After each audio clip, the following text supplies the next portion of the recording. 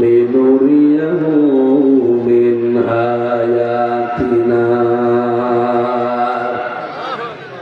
ভালো করে খেয়াল করবেন, আমি কিন্তু গতানুগতিক কথা বলি না, দেখবেন কত ব্রিফলি আছে এই আলোচনাটা। নবীজিকে এই মাসেই তাকে নিয়ে গেলেন 27 বছরের বিশাল সফর, মাত্র 27টা জিনিস তাকে দেখিয়েছেন। কয়টা বলেন তো? 27টা জিনিস দেখতে 27 বছর লাগে? কি জিনিস দেখলেন তিনি যে এত বছর লাগবে? 2 নম্বরে তাকে আল্লাহ 14টা জিনিস নিজে হাতে কলমে শিখিয়ে দিলেন যে আপনি এবার যান, আপনার যে রাষ্ট্রটা আপনি উপহার পাবেন মদিনা, এই মদিনাকে কল্যাণময় যদি আপনি করতে চান, মদিনার জনগণকে যদি জনসম্পদে পরিণত করতে চান, আপনাকে 14টা কাজ ব্যক্তি, পরিবার আর সমাজ রাষ্ট্রে মাস্ট বি করা লাগবে। কারণ এগুলো সব আমি আল্লাহর রায়, আমার আইন। বলেন তো এখানে রায় শব্দটা বোঝেন না? রায় রায় বোঝেন? এদেশেও রায় হয় কয়টা? 4টা। বাংলাদেশের বিচার ব্যবস্থায় 4 প্রকার রায় আমরা দেখেছি। নড়াই জেলা না এটা? এই জেলায় আদালত আছে, আপনি ম্যাজিস্ট্রেট কোর্টে যাবেন, সেখানে একটা রায় হবে। এরপরে যদি বলেন যে না এর রায় আমি মানি না, আপনার বিরুদ্ধে রাষ্ট্রদ্রোহী মামলা হবে। আপনি এতটুকু বলতে পারবেন যে আমি ন্যায় বিচার পাইনি, আমি একটু ভালো জায়গায় যাবো, আরো করে যাবো। যান, আপনি ম্যাজিস্ট্রেট কোর্ট থেকে যাবেন, জজ কোর্টে যান। নয় জজ কোর্ট আছে না? জজ কোর্ট থেকে যদি আপনার বিরুদ্ধে রায় আসে, আপনি কিন্তু বলতে পারবেন না যে আমি মানি না, তাহলে উল্টা মামলা হবে। এতটুকু বলার ক্ষমতা আপনার আছে যে আমি ন্যায় বিচার পাইনি, আমি রায় আরো উপরে নিয়ে যাব। এবার আর জেলা শহরে হবে না, বাংলাদেশের 64 জেলার কোন জায়গায় হবে না। যাওয়া লাগবে কোথায়? ঢাকার হাইকোর্টে যাওয়া লাগবে।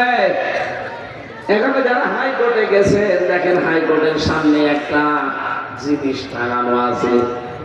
কি নাম? কি? দাড়িপাল্লা। আপনি আবার রাগ করবেন না, বলছেন দাড়িপাল্লার পক্ষে আমি না, কিন্তু দাড়িপাল্লা দিয়ে একটা জিনিস সরকার আমাদেরকে বোঝাতে চায়। 18 কোটি জনগণকে সরকার বোঝাতে চাচ্ছে এখানে কিন্তু দাড়িপাল্লা টাঙানো। নবীজিকে আল্লাহ প্রথম যে জিনিসটা মেরাজে নিয়ে দেখিয়েছিলেন তার নাম মিজান। মিজান মানে তখন তো বললেন যে কোনো মাল নেই, এখন হঠাৎ করে বলছেন এই কথা। এটাই বলতো আমার যে হুজুর আমার কিছু করার ছিল না, আমার হাত বাঁধা ছিল। বলেন না কেন? আমার হাত বাঁধা ছিল, আমি কিছু করতে পারি নাই। এখন আমার হাত খোলা আছে, আমি এখন ন্যায় বিচার অন্তত করতে পারছি। এটা আমি আগেই সে 3 দিনের ভেতরে যখন আমার কোর্টে উঠেছিল মামলাটা, ওই সময় আমি খারিজ করে দিতে পারতাম, কিন্তু আমি আর চেয়ারে থাকতে পারতাম না। আপনি আজকে আওয়ামী লীগের প্রেসিডিয়াম একজন সাবেক সদস্য, আমি নাম নিলাম না, দেখেন একটা পড়া স্ট্যাটাস লিখেছে প্রায় 20 লাইন। আমি বহুবার এই শেখের বেটিকে বহুবার চেষ্টা করেছিলাম সংশোধনের, কিন্তু না, মহিলা সংশোধন হওয়ার মতো মানুষ না, পরে আল্লাহ বাঁকা করে বানিয়েছে। মেয়েদের কালে এমনি বাঁকা করে বানিয়েছে, অথচ ডবল বাঁকা। কতবার আমি ওই প্রেসিডিয়াম সদস্য থাকাকালীন সংশোধন করার জন্য ইঙ্গিত দিয়েছি, মানে তো নাই। ওই সময় যদি আমি শক্ত করে বলতাম, আমি হয়তো মাটির নিচে থাকতাম। এখন যেহেতু আর কোনো সম্ভাবনা নেই, ও দম ঘুরিয়ে আসবে, এই সম্ভাবনা শেষ হয়ে গেছে। এখন যদি এদেশের জনগণ বলেও আসেন ওরা যা করেছে 15.5 বছর, কোন মত নিয়ে জাতির সামনে দাঁড়াবে? প্রেসিডিয়াম সদস্য একজন সাবেক, এটা আপনি আজকে করেন, পড়াটা লিখেছে উনি নিজে। 20 লাইনে উনি 20টা তথ্য দিয়েছে। আমি খুব মনোযোগ সহকারে বসে বসে পুরাটা পড়েছি, তাও 2-3 বার করে। আমার ভাইরা, আমি যে কথা বলতে চাই, এই দেশে 1628টা চেয়ার আছে এখন।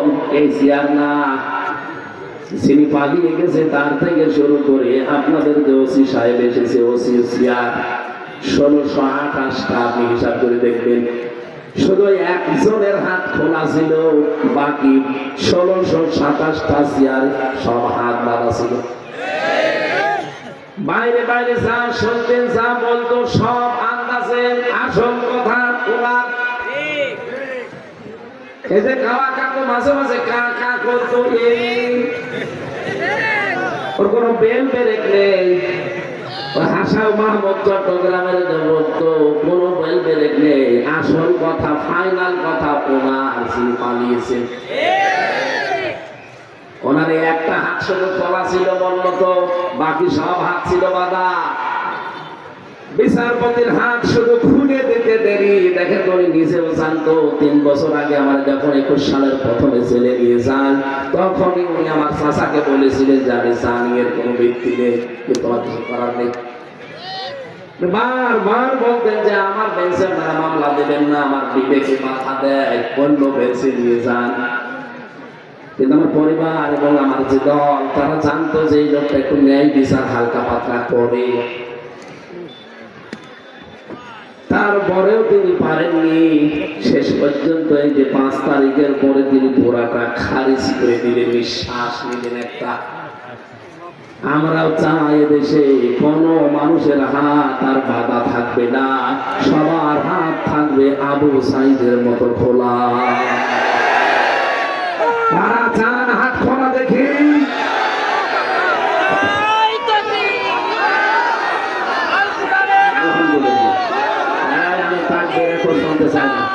কথাগুলো বুঝতে হবে। যারা হাত তুললেন যে সামনে, আমরা সবাই হাত খোলা রাখতে চাই। এখনো অনেককে আমরা দেখি, অনেকে হাত বেঁধে দেওয়ার মতো কাজ কারবার করছেন। জাতির কাছে আপনি চাঁদা চান, জাতির যদি হাত সত্যি খোলা লাগতো, চাঁদা না, দয়া কারো দিত না। কথা বলে না কেন?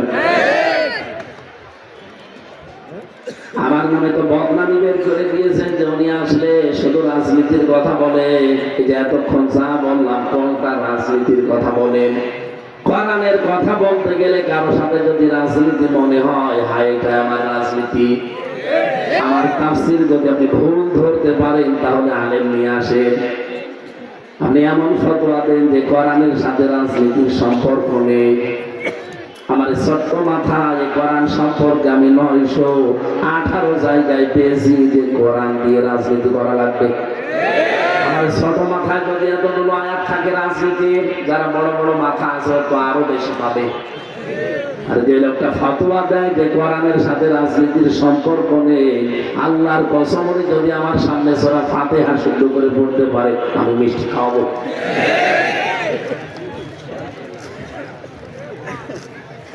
কোরআন কারীমের যে আয়াতটা পড়েছিলাম, আল্লাহ বারবার চ্যালেঞ্জ দিয়েছেন এবং কড়া ভাষা দিয়েছেন, আলা তাকফু মা লাইসা লাকা বিহি ইলম। যে বিষয়ে জ্ঞান নেই মুখ খুলবা না। আর বাংলাদেশে আমরা দেখি যেটা জানে না ওটা বেশি করে বলে। এবার বলছে না কেন? যে লোকটা কোরআন মানে কি তা জানে না, কোরআন মানে কি? কোরআন মানে বহুল পঠিত পাঠ্য, এতটুকু শব্দ যে লোকটার জানা নেই কোরআন মানে, সে যদি বলে কোরআনের সাথে রাজনীতির সম্পর্ক নেই, আরে ভাই আমি রাজনীতি করি এই জন্য আমি যেন আখিরাতে ধরা না খাই। এই বাংলাদেশে যাদের কর্মজীবন আলাদা আছে, রাজনীতিকে যারা ইবাদত মনে করে, তাদের দ্বারা কোনোদিন দুর্নীতি হওয়ার সম্ভাবনা নেই।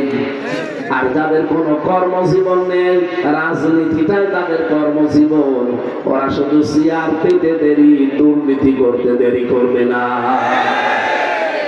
আপনি রাগ করলেন? এদেশের অবস্থা তো এটাই।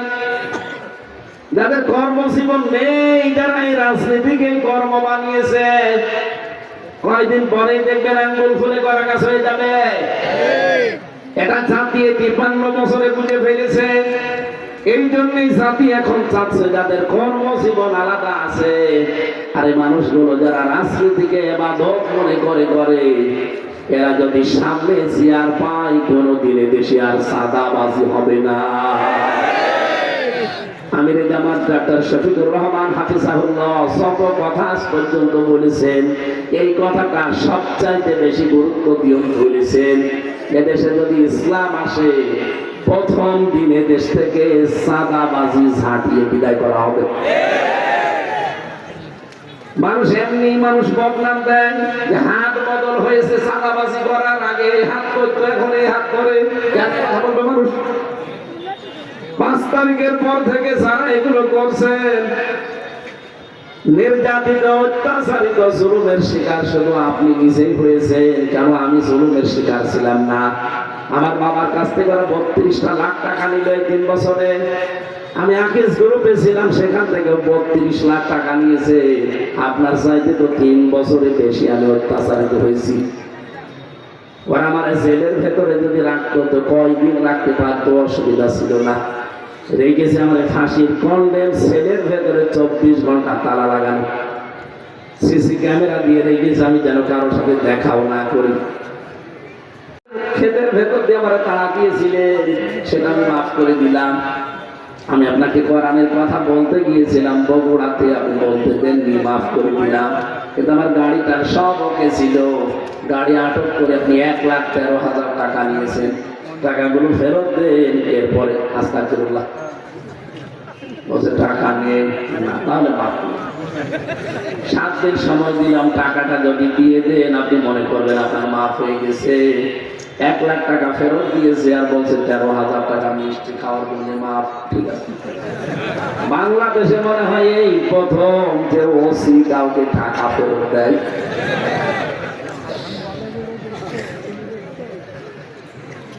অত্যাচারী তো আপনাদের চাইতে আমরাও কম না, কিন্তু আমাদের নামে তো একটা বদনাম কেউ দিতে পারলো না। 56,000 বর্গ মাইলে যে আমি সাদাবাজি করেছি, আপনার নামে আসে কেন? বলেন, কেন আসবে আপনার নামে? আপনি কি মনে করছেন কেউ কিছু টের পায় না? আমি কি করি? এদেশটা এখন গোয়েন্দাদের হাতের মুঠায়। এদেশের সর্বোচ্চ দায়িত্বে যিনি আছেন গোয়েন্দাদের।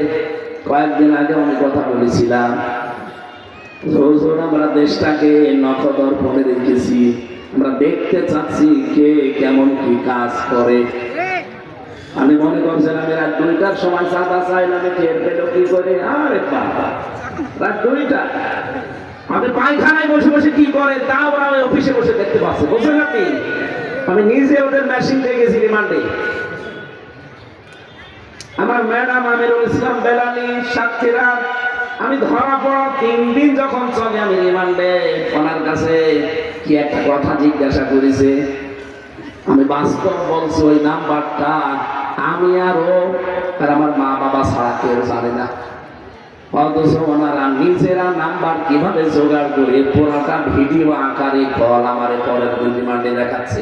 যা আপনি বলছেন কারোর সাথে সম্পর্ক নেই, দেখেন তো এই নাম্বারে আপনার স্ত্রীর কাছে কল আসলো কি করে? আপনি মনে করছেন আমি রাত 1টার সময় 2টার সময় চাঁদা চাইতে চাই, কেউ তো জানে না, কেউ জানে না। মানে ওই মেশিনগুলো এখনো আছে, যেগুলো ইসরায়েল থেকে নিয়ে এসেছিল, এখনো কিন্তু ব্যবহার করছে। সাবধান হন ভাই, আপনারা মজলুম, আমরাও মজলুম।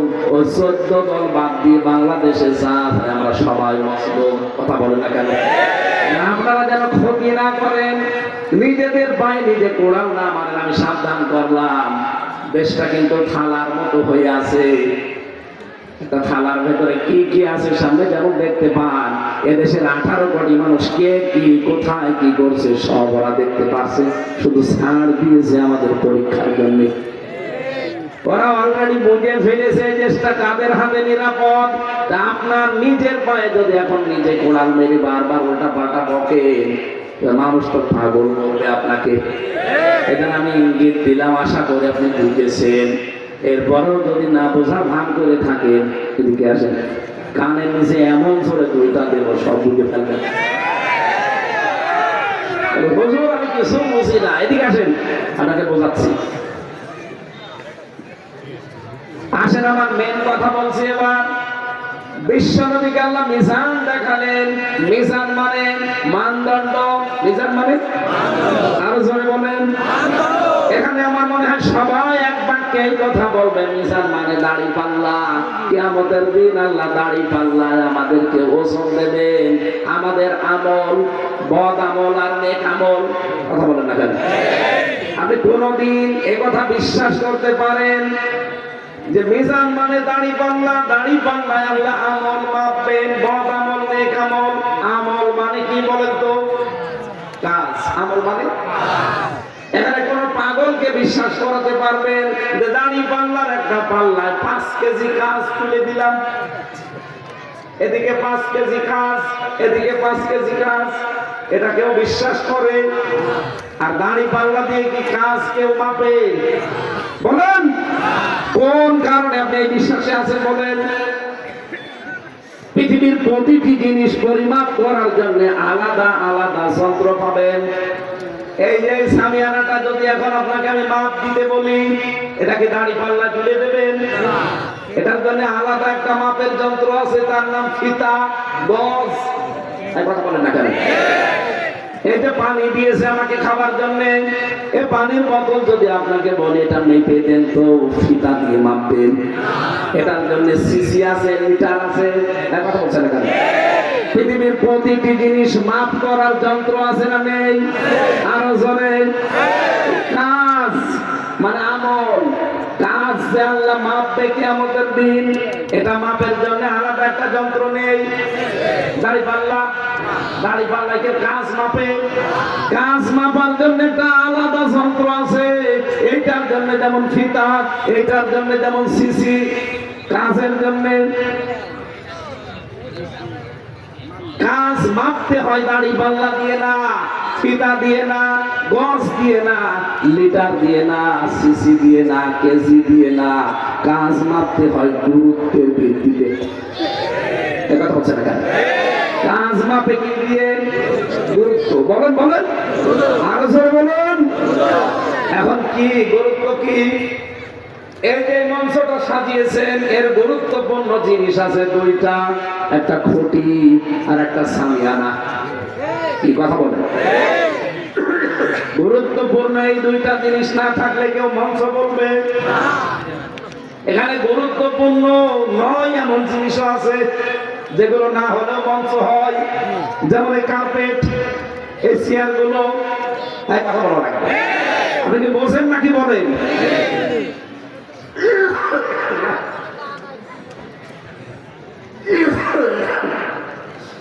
এমনি এমনি ডাক্তারে বলেছে যে শুয়ে থাকেন 10 দিন। সকালে তো বললাম যে আমি না গেলে হয় না, বললেন যে আসেন, এসে কি আর বলুন? একটু বাতাস দেন। কিন্তু বাতাস দিলে ভেতরে ঘেমে, আমার জ্বর তো, ঔষধ খেয়েছি, ভেতরে ঘেমে একেবারে মানুষের শোধ যাচ্ছে। কিন্তু এই জায়গায় বাতাস দুই দিন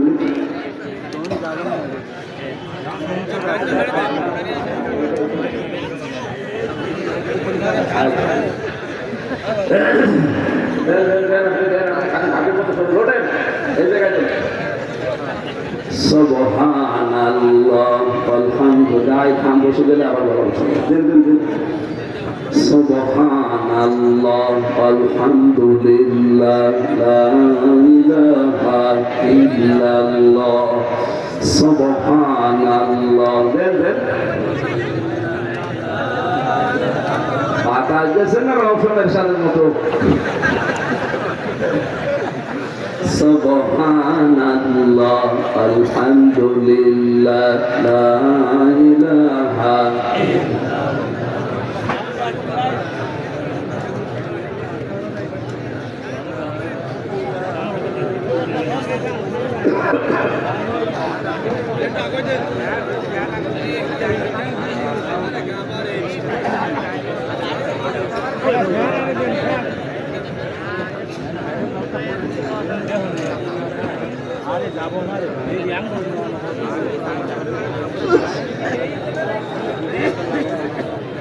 ঔষধ খেয়ে আসলাম তো, জ্বর 5-6 দিন জ্বর।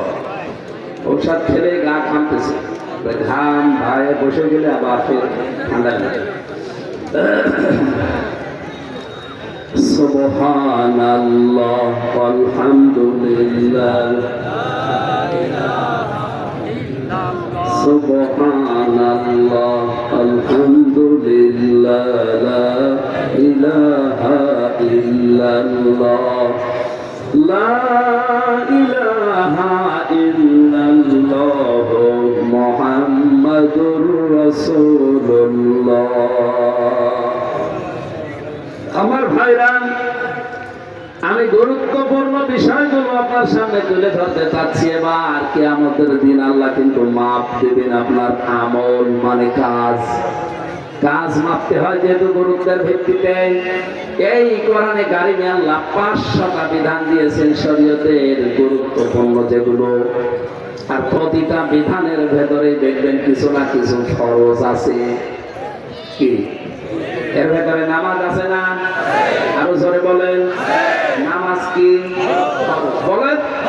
এই নামাজ ফরজ, এই ফরজের ভেতরে আরো ফরজ আছে কয়টা? 13টা। বলেন নামাজ যে ফরজ, এই ফরজ নামাজের ভেতরে আবার ফরজ আছে কয়টা? 13টা ফরজের 12টা আদায় করলেন, একটা করেননি, সওয়াব হবে কয়টা? একটাও হবে না, 0 শূন্য। এখন যদি বলেন না 13টার 12টা আদায় করলাম, একটা করি না, অন্তত 2-3টা সওয়াব হবে, এটা বুঝেছেন? বলেন এর ভেতরে শরীয়তের বিধান কয়টা? 500। বলেন আরো জোরে বলেন। 500-র ভেতরে 499টা আপনি মানেন, আপনি আমল করেন, কিন্তু একটা করেন না, আরো বিরোধিতা করেন। কিয়ামতের দিন আল্লাহ যখন আপনার সওয়াব মাপ দেবে গুরুত্বের ভিত্তিতে